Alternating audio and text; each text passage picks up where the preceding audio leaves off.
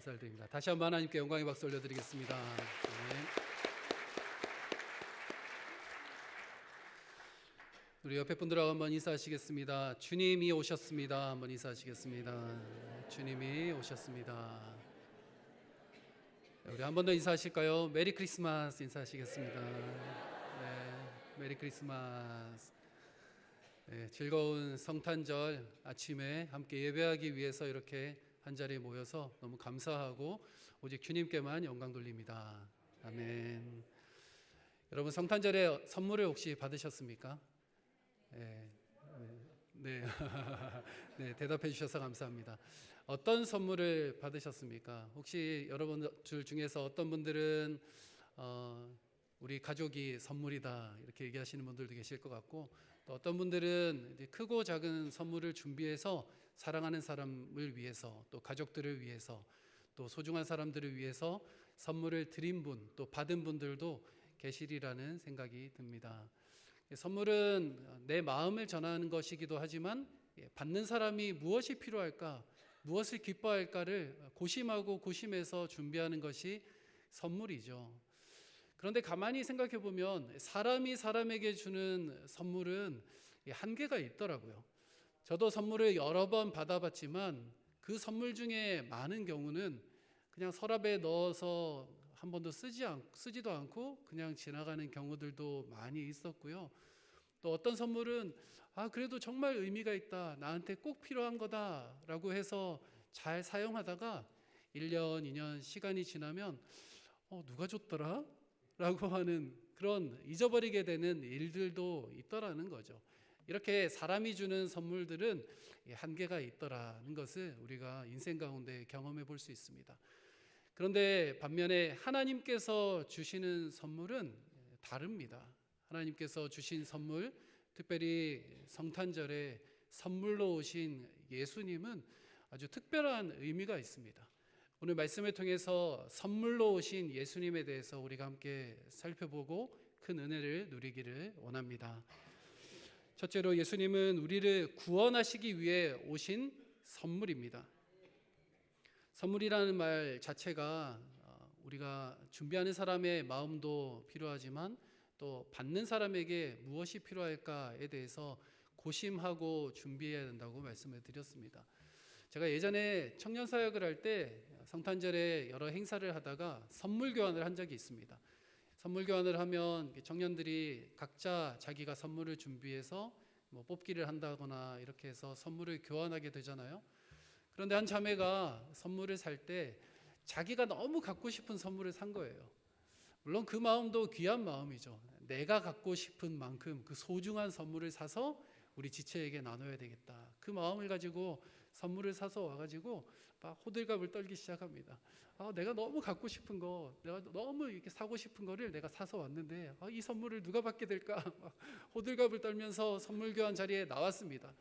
그리고 결국 추첨이 끝나서 그 선물이 누군가에게 갔어요. 근데 그 자매가 내가 산 이 소중한 선물, 이 귀한 선물이 저 지체에게 갔으니까 정말 잘 됐다. 그러고 끝났으면 됐는데 이 자매가 그 선물이 너무 갖고 싶은 마음을 결국은 포기하지 못했던 거예요. 그래서 그 선물을 선물을 받은 그 지체한테 가서 그 선물 내가 받은 거랑 바꾸면 안 돼? 바꿔주면 안 돼? 그래서 그렇게 얘기를 한 겁니다. 그래서 결국 나중에 어떻게 됐습니까? 자기가 갖고 싶어서 사온 그 선물을 결국 자기가 가지고 가게 되는 선물 교환의 의미가 퇴색되어 버린 그런 일을 보았습니다. 사실 본인이 갖고 싶은 소중한 것을 다른 사람을 위해서 선물 교환 시간에 사오는 그 마음도 귀하다고 볼 수 있겠지만, 선물이라는 자체가 선물을 받는 상대편을 위한 것이라는 것을 생각할 때에 그 의미가 좀 어그러져 있다, 잘못되었다라는 것을 깨닫게 되는 그런 시간이었습니다. 반면에 하나님은 예수님이라는 선물을 아주 오랫동안 준비하셨습니다. 하나님의 아들이신 예수 그리스도께서 친히 이 땅에 오셨고 사람들과 함께 지내시다가 십자가에 못 박혀 죽기까지 헌신하시고 우리를 위해 생명을 주시고 다시 하나님 품으로, 하나님 곁으로 올라가셨습니다. 하나님의 귀하디 귀한 선물이 바로 예수 그리스도이시죠. 그런데 하나님은 이 선물을 조금도 아까워하지 않으셨습니다. 하나님께서는 그 아들을 보내시면서 우리를 사랑하시는 그 마음으로 그 아들을 희생시키기까지 그 크신 사랑을 이루어 내셨습니다.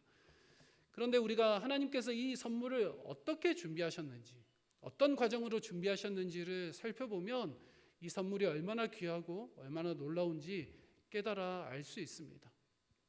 하나님께서는 창조하시면서 사람들을 하나님의 형상대로 지으셨지만 사람들은 결국 타락하고 말았습니다. 사람들을 지어서 곁에 두시고자 하셨던 그 하나님의 계획이 어그러지고 말았습니다. 하지만 나중에 시간이 지나고 하나님의 사람들을 세우시죠. 아브라함과 이삭과 야곱과 요셉에 이르기까지 족장들을 세워 나가시면서 하나님은 하나님의 언약을 이어가십니다. 그 언약의 내용은 다른 것이 아닙니다. 내가 너를 복되게 하리라. 너의 자손들을 하늘의 별과 같이 바다의 모래와 같이 수많은 자손들을 허락하여서 내가 너를 축복의 통로, 축복의 근원으로 삼겠다. 그리고 그것을 통해 하나님께서는 하나님의 백성을 통해 영광 받으시고자 그 일들을 이루어 가셨습니다. 이스라엘이라는 하나님의 택하신 백성들을 세우심으로 말미암아 이방 민족들에게 하나님의 영광을 드러내시고 하나님을 미처 알지 못했던 이들이 이스라엘을 통해 하나님의 백성의 반열에 오르게 하시는 것이 하나님의 계획이셨습니다. 출애굽 시대에 어떤 일들이 생깁니까? 하나님께서 열 재앙을 통해서 이스라엘 백성들을 이끌어내시는데 성경의 아주 작은 대목 가운데 잡족들이 함께 나왔다라고 기록이 되어 있습니다. 무슨 의미냐 하면 출애굽 당시 그 열 재앙을 통해서 하나님의 하나님 되심을 바라본 어떤 이방 민족들이 애굽의 신들보다 하나님께서 더 위대하시고 하나님이 참 신이시구나라는 것을 깨달았던 이방 민족들이 이스라엘에 출애굽할 때 함께 따라 나왔다는 사실입니다. 이렇게 하나님의 백성들을 통해서 하나님께서는 이방 민족들에게 하나님의 하나님 되심을 드러내기를 원하셨습니다. 그것을 위해 하나님은 하나님의 백성들을 불러내시죠. 그런데 이스라엘 백성들은 가나안 땅에 정착하고 나서도 하나님을 온전히 섬기고 하나님만 경외하지 않았습니다.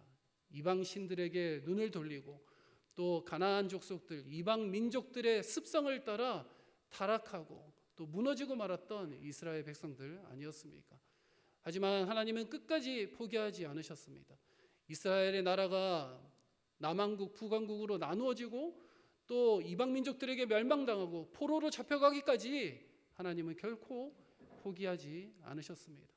하나님의 그 원대한 계획, 하나님의 선민 이스라엘을 통해 온 민족 가운데 하나님의 이름이 높임 받으시겠다는 그 원대한 계획 가운데 그 계획이 무너지고 이루어지지 않을 것 같이 보이던 그 상황 가운데에도 하나님은 결코 포기하지 않으시고 하나님의 놀라운 선물을 준비하셨습니다. 그 선물이 바로 오랜 침묵기를 뚫고 이 땅에 우리에게 보내주신 아기 예수님이셨습니다.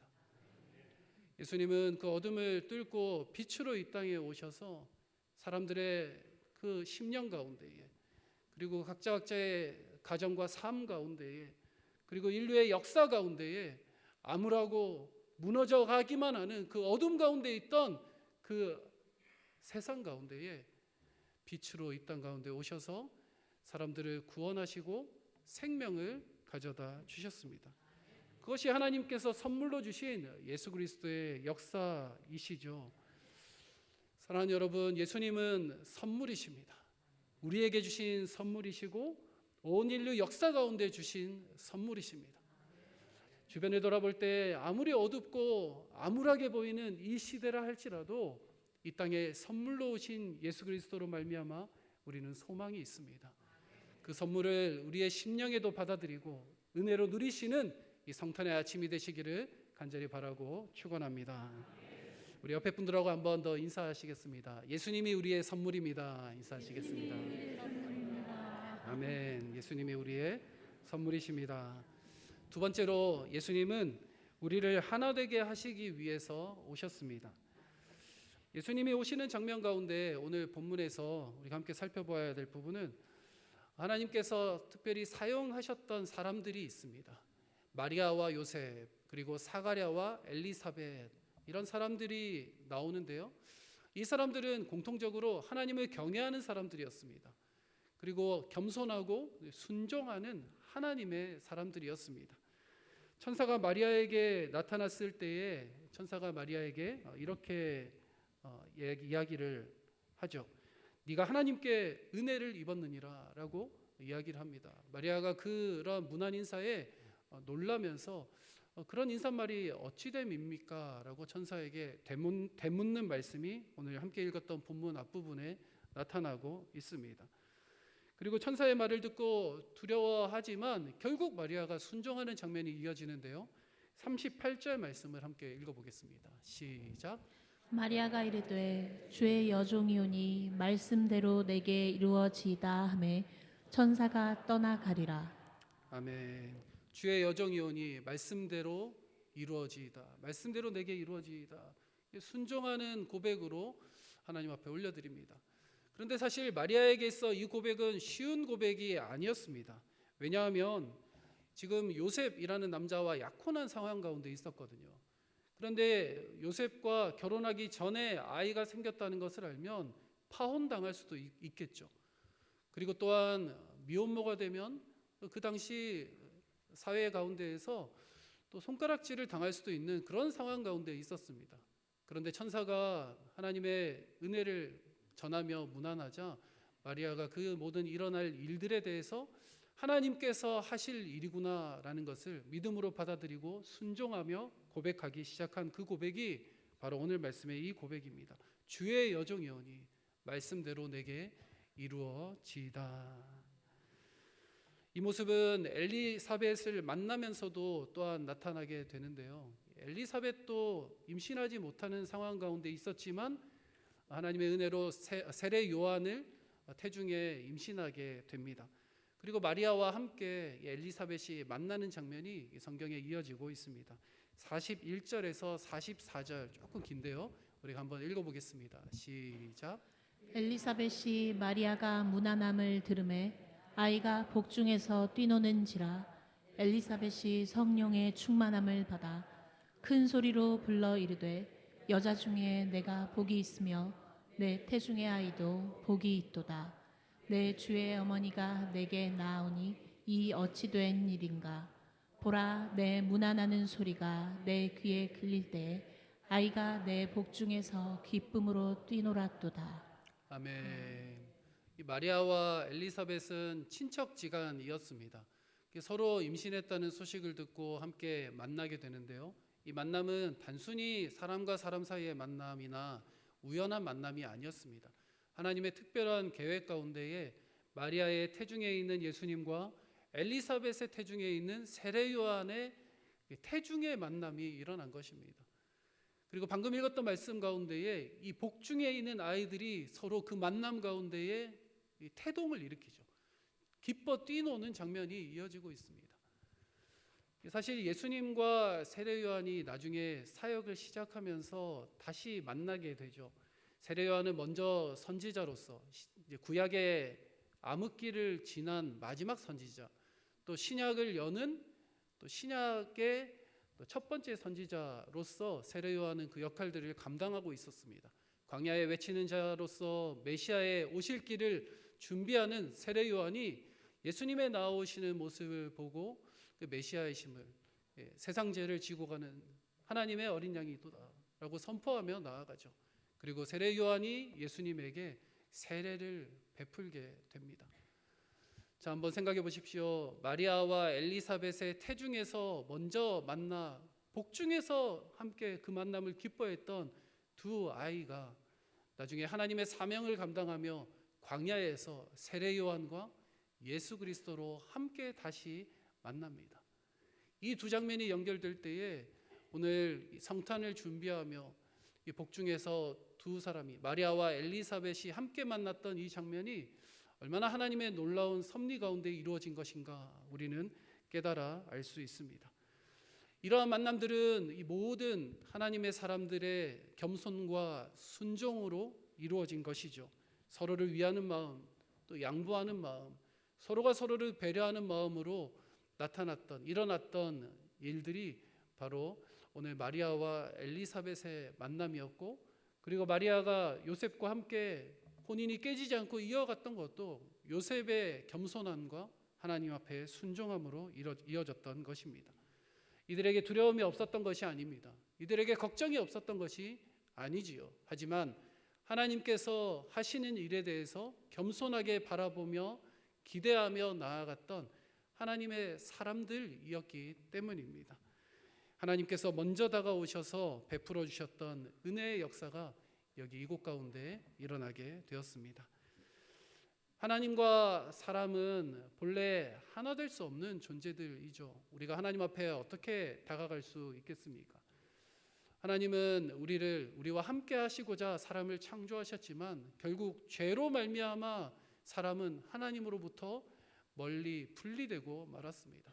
거룩하신 하나님은 죄를 용납하실 수 없기 때문에 우리는 죄를 해결하지 않고는 하나님께로 갈 수 없는 존재들입니다. 죄를 해결하지 않고는 하나님과 하나 될 수 없는 존재들이라는 말씀이죠. 이것을 위해서 예수 그리스도께서 우리 가운데 오셨습니다. 십자가로 다리를 놓으시고 하나님과 우리 사이에 건너갈 수 있도록, 하나 될 수 있도록 역사하셨습니다. 이것이 진정한 선물이신 예수 그리스도께서 하나님과 우리 사이를 화목하게 하신 역사입니다. 그래서 예수 그리스도로 말미암아 이제 하나님과 우리는 다시 하나가 되었습니다. 하나님과 우리 사이의 관계가 회복되었습니다. 이것이 성탄절의 놀라운 의미이죠. 그렇다면 사람과 사람 사이는 어떻습니까? 사람과 사람 사이도 하나 되기 힘든 존재가 바로 우리들입니다. 우리 안에 있는 죄성 때문에, 우리 안에 있는 욕심 때문에, 우리의 자아가 너무 크기 때문에 사람과 사람 사이에 하나 되지 못하는 모습들이 얼마나 많이 있습니까? 하지만 십자가의 용서와 사랑으로 우리는 사람과 사람 사이에서도, 교회 공동체 안에서도, 우리가 세상을 향해서도 하나 되게 하시는 그 능력과 그 역사가 십자가를 통해서 나타나게 되었습니다. 형제가 연합하여 함께 거하며 함께 귀한 사역들, 귀한 사명을 나누는 그 모든 역사들이 바로 십자가의 역사를 통해, 십자가의 구원의 사역을 통해 이루어졌다는 사실입니다. 이것이 바로 십자가가 만들어내는 새로운 공동체요, 새로운 하나됨입니다. 1차 세계대전 때 1914년에 있었던 일이라고 합니다. 서로 아군과 적군이 총구를 겨누며 대치하고 있었던 그 시기에 성탄절 밤이 되었습니다. 캄캄한 밤, 전쟁터에 칠흑 같은 어둠, 그리고 침묵이 흐르는 그 상황 가운데에 어느 누구가 먼저라고 할 것 없이 성탄의 찬양이 울려 퍼지기 시작했습니다. 저들밖에 한밤중에 찬송이 울려 퍼지고 노엘 노엘 이스라엘 왕이 나셨도다, 그 찬송이 울려 퍼지자 이쪽 적군과 아군 할 것 없이 그 모든 군사들이 함께 찬송을 하며 하나님 앞에 영광을 돌리기 시작했습니다. 그리고 한 명, 두 명씩 참호에서 나와 서로 인사를 나누고 가지고 있던 빵을 나누며 함께 교제하기 시작했습니다. 전쟁은 그치지 않았지만 성탄절 밤에 있었던 그 일은 진정 이 땅에 평화로 오신 하나됨의 역사를 베풀기 위해, 십자가의 은혜를 베풀기 위해 오신 그 예수 그리스도의 은혜가 전해졌던 전쟁의 장소였습니다. 정치력도 또는 아주 대단한 서로가 서로를 향한 그런 해결책도 없었던 상황이었지만 그 시간만은 성탄의 은혜로 말미암아 잠깐 하나 될 수 있는 은혜의 시간이었습니다. 무엇이 그들을 그렇게 만들었겠습니까? 바로 성탄의 은혜. 하나님의 아들이신 예수 그리스도께서 모든 것을 내려놓고 이 땅에 오신 그 은혜가 그들을 잠깐이지만 한 마음으로 사랑으로 묶어주었던 시간이었습니다. 세례 요한은 예수님보다 먼저 이 땅에 와서 예수님보다 주목을 받았던 존재였지만 결코 예수님보다 앞서 나가지 않았습니다. 나는 예수님의 신들매를 풀기에도, 그 끈을 풀기에도 감당치 못하겠노라 하며 철저하게 낮아졌던 겸손의 사람, 또 자기 역할을 알았던, 자기의 사명을 알았던 세례 요한이었습니다. 자기는 쇠하여야 하리라, 오직 예수 그리스도만 흥하여야 하리라라고 고백했던 세례 요한이었습니다. 어떤 면에서 이것이 하나됨으로 가는 길의 모습입니다. 내가 낮아지고 상대편을 높이는 것, 상대편이 흥하여야겠고 나는 쇠하여야 하리라라고 고백하는 그것을 통해 진정한 예수 그리스도의 사랑, 그 하나됨이 이루어질 수 있다는 것을 우리가 함께 기억하기를 원합니다. 사랑하는 성도 여러분, 우리가 성탄의 아침에 기억해야 할 것은 바로 하나됨입니다. 예수님은 하나님과 우리 사이에 하나됨을 위해서 오신 선물이고요, 또 사람과 사람 사이에, 나와 우리 이웃들 사이에 하나됨을 위해서 선물로 오신 분이 바로 예수님이십니다. 이 사랑으로 오신 귀한 선물이신 예수님을 함께 받아들이고 그 하나됨을 은혜로 경험하시는 모든 성도님들 되시기를 간절히 바라고 축원합니다. 우리 한 번 더 옆에 분들하고 인사하시겠습니다. 우리 서로 하나 됩시다. 한번 인사하시겠습니다. 네, 마지막 세 번째입니다. 예수님은 우리를 소망으로 인도하십니다. 어떤 분들은 성탄절이 되면 왠지 마음이 어두웠던 기억들을 떠올리시더라고요. 성탄절 사람들은 막 기뻐하는데 자기는 힘들었던 어떤 트라우마와 같은 그 시절 때문이기도 하고, 성탄절의 그 캄캄한 그 이미지가 또 자신 마음 가운데 오래 남아있다고 얘기하시는 분들도 보았습니다. 또 성탄절에 주일학교 때 온라이트를 처음 할 때가 보통 이제 중등부 올라가서이잖아요. 어린 시절에는 늘 일찍 자고 일찍 일어나는 착한 어린이다가 중등부 올라갔더니 온라이트를 하는데 캄캄한 밤에 부모를 떠나서 또래들과 또 교회에서 선생님들과만 있는 그런 추억이 어떤 면에서 어떤 분들에게는 좋은 기억으로 남아있지 않는 것을 이야기를 들은 적이 있습니다. 그래서 기쁘고 즐거운 기억보다는 오히려 엄숙하고 율법적인 분위기, 또는 어두운 분위기, 차가운 분위기, 또 겨울의 그런 느낌들만 고백하는 분들도 이야기를 들은 적이 있습니다. 하지만 우리가 잘 아는 것처럼 성탄은 우리가 기뻐해야 할 날입니다. 우리가 한없이 하나님 앞에 기쁨으로 올려드려야 할, 찬양으로 올려드려야 할 날이 바로 성탄절이죠. 그래서 오늘 함께 우리가 하나님 앞에 기쁨으로 고백하며 하나님 앞에 나의 모든 무거운 짐들을 내려놓고 해결받는 성탄절이 되기를 간절히 바랍니다. 예수님은 어둠 속으로 오셨습니다. 로마의 압제 가운데 있던 그 시대에 어둠을 뚫고 오셨습니다. 하나님께서 침묵하셨던 400년의 그 시간을 뚫고 빛으로 오신 예수 그리스도, 말씀으로 오신 예수 그리스도이시죠. 그 어둠 속에 소망이 다시 시작된 날이 성탄인 이유가 바로 여기에 있습니다.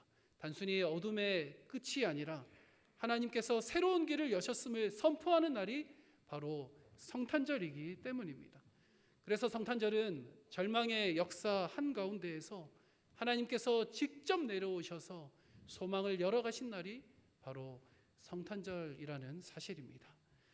우리의 인생도 마찬가지입니다. 여전히 춥고 여전히 고민이 가득하고 기도의 제목들이 쌓여가는 우리의 인생이라 할지라도 어둠 가운데, 그 터널 가운데 한없이 들어가 있는 우리의 인생 같은 그런 모습이라 할지라도 이 성탄의 아침, 주님께서 우리의 인생 한가운데 들어오셔서 소망을 주시고 그 어둠을 뚫고 빛을 허락하시고 침묵하시는 것 같은 그 시간을 뚫고 말씀으로 임하신 그 예수 그리스도를 경험하시는 모든 성도님들 되시기를 축원합니다. 우리가 소망 가운데 살아가기를 원합니다. 소망 대신 예수 그리스도를 만나는 우리 모두가 되기를 간절히 바랍니다. 예전부터 교회는 전통적으로 성탄을 기다리면서 대강절을 지켜왔습니다. 대강절, 대림절이라고도 하는데요. 예수님의 임하심, 예수님의 내려오심을 기다릴 대자를 써서 기다리고 사모하는 그 절기를 11월 말쯤부터 해서 한 4주간의 시간들로 지켜왔습니다. 사실 우리 교단에서는 사순절이나 이 대강절을 카톨릭적 색채가 강하다라고 해서 지키지 않기로 결의를 했지만 그 의미만은 우리가 생각해 볼 필요가 있습니다. 그런데 이 대강절은 예수님이 임하신 그 초림을 기억하는 성탄절 4주 전부터 해서 성탄절을 준비하는 시간으로 대강절을 지켰지만, 사실 이 대강절에는 단순하게 예수님의 오시는 그 성탄절만 기억하는 것이 아니라 다시 오실 예수님을 기다리는 재림에 대한 소망까지 담고 있는 것이 바로 대강절 전통입니다. 예수님께서 이 땅에 임하셔서 십자가의 고난의 길을 걸으시기까지 우리에게 생명을 주시고 우리에게 사랑을 행하셨습니다. 그리고 부활하시고 승천하셔서 하나님 아버지 우편에서 우리를 위하여 중보하고 계신 사랑의 예수님이시죠. 그 예수님께서 하늘로 올려가신 그대로 다시 오시리라고 말씀하셨습니다. 우리의 삶은 다시 오실 그 주님을 바라보고 소망하는 삶이 되어야 하지 않겠습니까? 우리의 삶이 아무리 힘들고 어둡고 절망적이라 할지라도 다시 오실 예수님이 계시기에 우리는 더 이상 절망이 아니라 소망 가운데 살아갈 수 있는 우리의 삶입니다. 사랑하는 성도 여러분, 재림의 심판하면 왠지 무겁고 두려움 가운데 두려움이 느껴지십니까? 하지만 믿는 우리들에게는 예수님의 다시 오시는 그 재림, 그리고 심판이 선한 심판, 그리고 구원의 심판인 줄 믿으시기를 바랍니다. 하나님께서는 우리에게 소망을 허락하여 주셨습니다. 이 성탄의 시기에 하나님께서 이미 이 땅에 오셔서 구원의 역사를 이루신 예수 그리스도를 기억하라 우리에게 베풀어 주신 그 선물일 뿐만 아니라 다시 오실 예수 그리스도를 기억하라는 소망의 선물로 우리에게 주셨다는 것을 우리가 기억하시기를 바랍니다. 재림 또한 그렇기에 믿는 우리들에게 기뻐할 소식입니다. 예수님의 재림은 구원의 완성이기 때문입니다. 사랑하는 성도 여러분, 성탄은 단순한 기념일이 아니라 소망 가운데 살아가라는 하나님의 부르심임을 믿으시기를 바랍니다. 그래서 소망 가운데 하루하루를 채워나가시는 이 성탄의 계절 되시기를 간절히 바라고 축원합니다. 말씀을 마무리하겠습니다. 이 중에 많은 분들이 그러시겠지만 저는 모태신앙으로서 성탄절에 대한 여러 추억들이 있습니다. 아까도 말씀드렸지만 중등부 이후에 온라이트를 하고 함께 선물 교환도 하고 여러 즐거운 시간들을 보내다가 새벽까지 그 시간들을 보내다가 성탄절 새벽 기도에 가서 계속 졸았던 기억도 있고요. 그리고 새벽성을 돌면서 집집마다 노크를 하고 또 캐롤송을 부르면서 이러면 그렇게 하면 어른들이 고개를 내밀고 마대자루에다가 초코파이를 담아주시고 여러 과자와 선물을 주셔서 또 어려운 분들에게 나눠주셨던 기억들도 있습니다. 그런데 그렇게 성탄절을 학생 시절에 쭉 보내면서 성탄절의 본래의 의미, 진정한 의미에 대해서는 한참 늦게 깨달았던 것 같습니다. 사랑하는 여러분, 여러분들은 성탄절의 진정한 의미에 대해서 어떻게 느끼고 경험하고 계십니까? 오늘 말씀을 통해서 함께 나눈 것처럼 성탄절은 예수님이 우리에게 보내오신 선물이다라는 것을 기억하는 절기가 바로 성탄절입니다. 예수님은 우리의 선물로 우리의 삶 가운데로 들어오셨습니다. 예수님은 하나님과 우리 사이를 하나 되게 하시는 선물로 우리에게 오셨습니다. 뿐만 아니라 예수님은 우리를 이웃과 사람 사이에 하나 되게 하시는 그 선물로 우리 가운데 오셨습니다. 진정한 선물로 오신 예수님, 우리 안에 하나됨을 이루신 예수님, 우리에게 진정한 두려움이 아닌 소망으로 채우시는 그 예수님을 오늘 이 시간 만나시고 하나님의 크신 은혜를 누리시는 우리 성도님들의 심령과 삶이 되시기를 간절히 바라고 축원합니다. 함께 기도하시겠습니다. 하나님 아버지, 사랑으로 이 땅에 오신 예수님을 찬양합니다. 우리를 구원하시고 하나 되게 하시고 소망으로 인도하시는 주님을 붙듭니다. 주님과 하나 되어 살게 하여 주시고 우리 지체들과 성도들과 이웃들과 하나 되는 성탄절이 되게 하여 주시옵소서. 다시 오실 주님을 바라보며 깨어 소망으로 살아가는 저희들 모두가 되게 하여 주시옵소서. 예수님의 이름으로 기도드립니다. 아멘.